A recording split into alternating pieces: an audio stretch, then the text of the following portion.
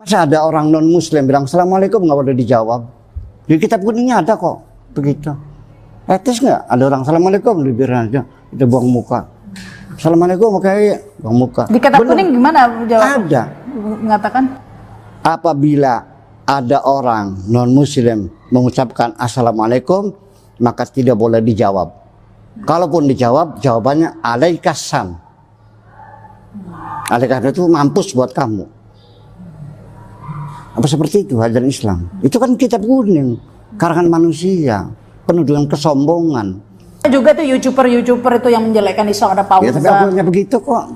Masa saya ikut youtuber? Ya ikut Al-Quran dong. Nggak, maksudnya banyak orang yang menjelek-jelekan Islam begitu. Iya. Itu kunci jawabannya di Al-Quran hanya ditinggalkan. Begitu Iya, ya? tinggal aja biar. Nggak usah dituntut-tuntut begitu Nggak usah ya. Apalagi demo-demo gitu. Iya, nggak usah.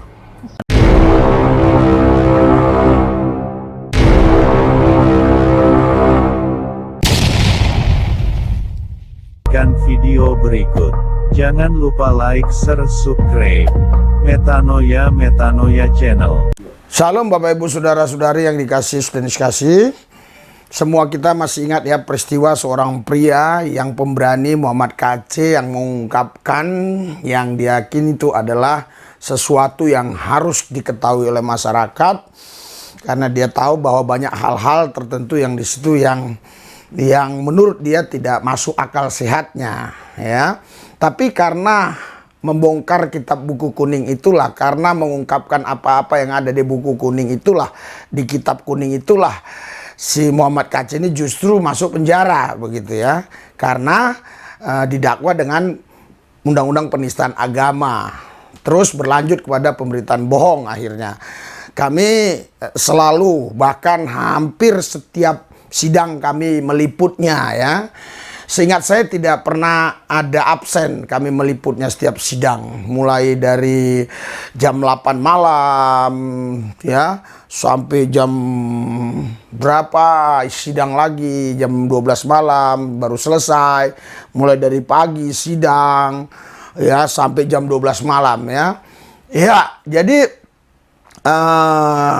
saya tahu betul ya, dan videonya juga banyak di channel Metanoia.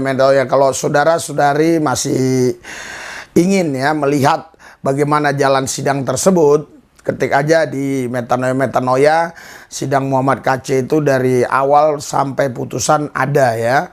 Nah, saudara Bapak sekalian, saya melihat di sana banyak hal-hal janggal yang memang seharusnya tidak seperti itu ya Muhammad KC dihukum ya. Tetapi kita tidak bisa berbuat apa-apa karena kita ini kan warga negara yang memang harus tunduk kepada apa yang dikatakan oleh para penegak-penegak hukum itu ya. Namun di batin kita melihat ada ketidakadilan yang luar biasa sekali di sana ya. Kenapa saya katakan demikian? Ya karena Yahya Waloni aja yang menghina kekristenan tanpa fakta dan data dihukum 6 bulan. Tetapi saudara kita Muhammad KC ini dia mengungkapkan kebenaran dengan fakta dan data. Tapi toh juga dihukum sampai 10 tahun. Disitulah menurut saya ketidakadilan itu ya. Saudara, apakah Muhammad KC itu layak ya? Layak untuk layak untuk dihukum dan dikenakan pasal penistaan agama ya. Apakah layak ya? Saudara, kita melihat video dan menyaksikan ucapan Buya Syakur ini, kita lihat bersama-sama di sini. Kata Al-Quran suruh tinggal pergi, bukan dilaporkan baris krim. Jadi ada dalam berdakwah itu ini jadi bingung ya, karena sekarang kan banyak penistaan agama seperti itu kan. Ya, ada dianggap menghina agama lain, padahal di Al-Quran sendiri ada sungguh kafir yang mengatakan Tuhan itu satu atau tiga dalam tiga. Nah ini sebagai pendakwa itu boleh nggak menyampaikan ayat-ayat yang menyalahkan, tidak jelas-jelas menyalahkan pihak lain gitu? Sekarang undang-undang tentang penistaan agama,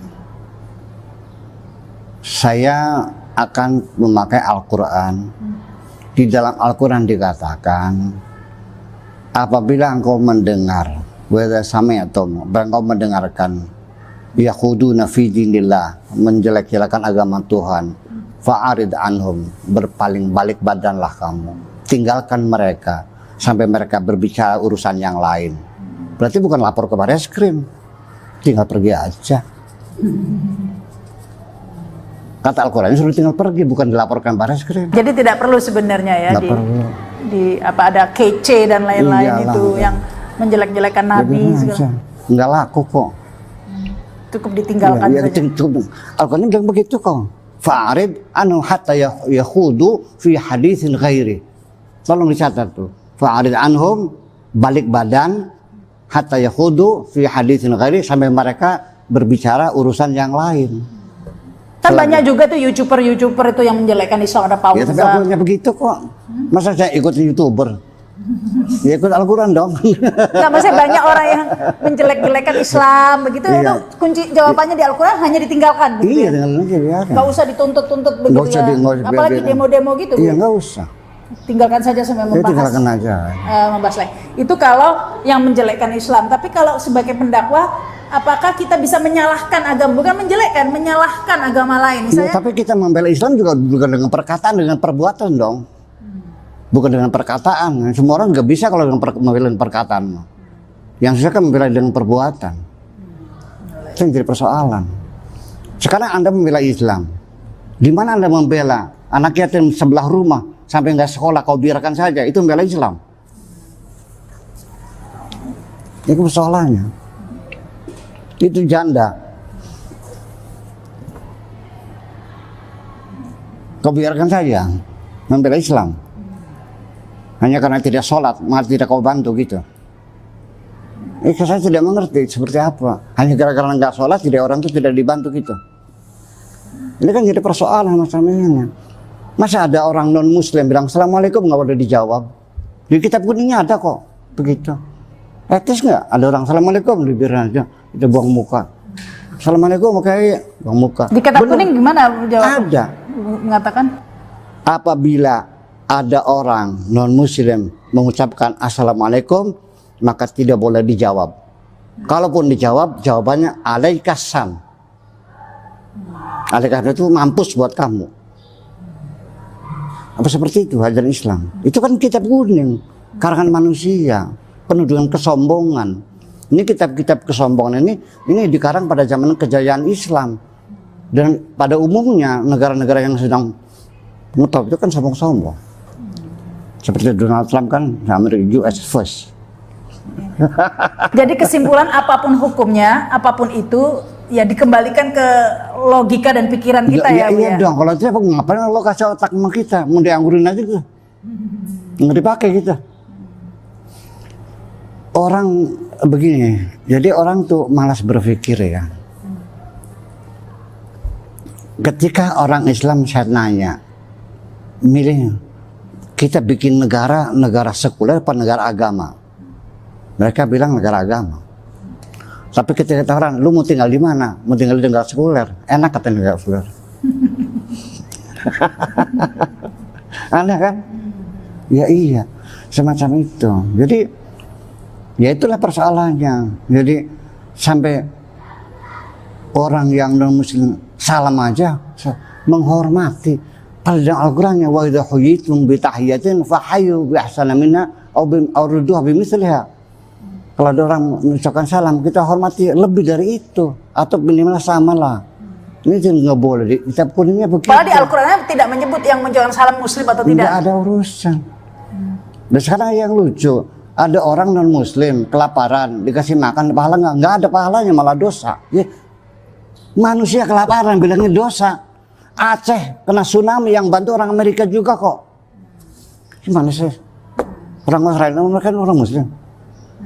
Jadi kalau ada negara non Muslim yang kena bencana, jadi kau biarkan yang nggak usah kamu bantu. Jadi alasan kemanusiaan pastinya ya. Iya, Bu, ya. iya dong. Kan lucu jadinya.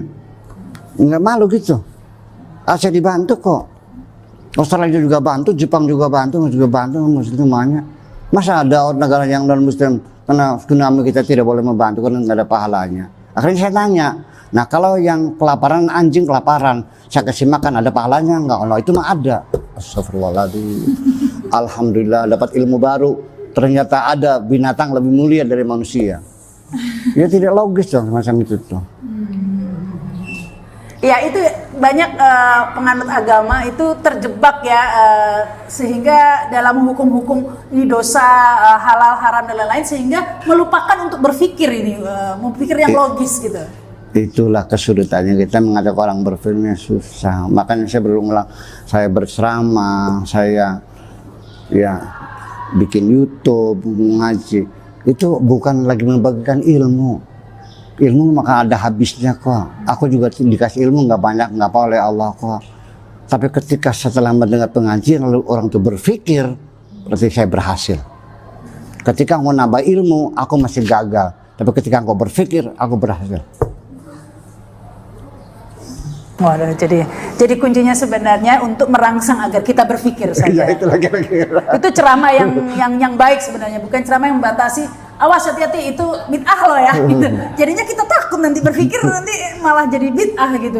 Iya, itulah pengertian bid'ah itu sendiri kan awalnya kan dari standarisasi Islam.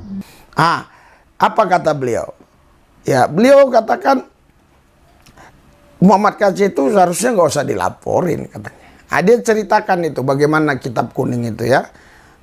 Saya tidak mau ya untuk membahas dengan apa yang ada di pikiran di hati saya. Saya hanya mengikuti apa yang Buya Sakur katakan. Apa dia katakan? Banyak di sana itu hal-hal yang memang itu membuat kita yang bermasyarakat ini menjadi tidak baik gitu. Contoh misalnya tentang yang dibilang tadi assalamualaikum ya. Kalau yang mengucapkannya itu adalah orang kafir atau yang non Islam itu tidak boleh dijawab. Kalau dijawab itu tadi artinya apa? Mampus lu kan artinya. Jawabannya harus seperti itu. Itu katanya ada di kitab kuning ya, kata Buya Sakur gitu loh. Belum lagi yang lain-lain ya. Ya kita saksikan saja bersama. Itulah tadi ya kesaksian atau ceramah Buya Sakur ya. Bagaimana tentang yang ada di kitab kuning. Tetapi saya di sini bukan ingin membahas kitab kuning, ingin membandingkan dengan saudara Muhammad KC. Apa yang dikatakan Muhammad KC ternyata itu dibenarkan oleh Buya Sakur. Itu semua yang dikatakan Muhammad KC itu ada di sana ya, di kitab kuning itu. Tapi di sini yang menjadi perbedaan, Muhammad KC bisa dipenjarakan, tapi Pak Buya Sakur tidak. Bukan berarti saya minta Pak Buya Sakur penjarakan. Saya sayang beliau, hormat beliau, kagum dengan beliau. Tetapi kenapa? Ya itu tadi. Jadi hukum itu ya di Indonesia ini begitu ya. Jadi kita harus banyaklah berdoa ya supaya ya kita tidak termasuk orang-orang yang terimbas dengan kezoliman-kezoliman yang ada itu ya. Kita tundukkan hati pikiran kita doakan Indonesia, kita doakan Muhammad KC. Ya sekalian lah ya saya mengabarkan tentang Muhammad KC karena sebulan yang lalu kami baru besuk beliau. Ya puji Tuhan dia masih tegar, teguh dan juga terlebih terusus imannya kokoh ya. Malah dia yang memberikan semangat buat kita untuk terus memberitakan kabar baik, memberitakan Injil, bawa jiwa-jiwa kepada Yesus. Dan juga Pak Muhammad KC sangat terbeban ya kepada pemberitaan kabar baik, pemberitaan Injil. Makanya dia tanya terus kabar-kabar si A, si B, si C, si D yang ada di sosial media yang selalu memberitakan Injil Yesus Kristus, baik itu apologet yang juga disebut istilahnya polemikus ya, dan apologet. Dia tanya semua itu dan dia katakan ya teruslah berjuang ya, terus berjuang jangan pernah menyerah. Itu yang beliau katakan.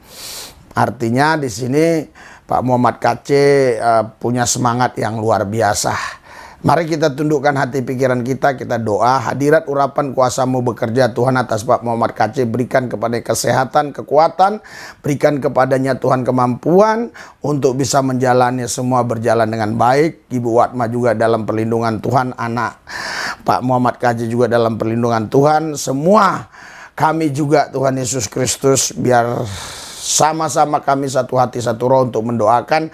Bahkan kami bisa mendukung Pak Muhammad KC dengan doa, dengan dana, dengan apapun. Orang-orang yang sudah mendukung Pak Muhammad KC dengan doa, khususnya lagi dengan dana, Tuhan berkati berlipat kali ganda. Jangan mereka bosan hanya mendukung dana sekali saja, karena masih ada beberapa tahun lagi yang dijalani oleh Pak Muhammad KC. Tuhan Yesus, kami percaya Pak Muhammad KC bebas dan dia kembali memberitakan Injil. Terima kasih Tuhan. Dalam nama Yesus yang kudus kami berdoa mengucap syukur. Haleluya. Amin.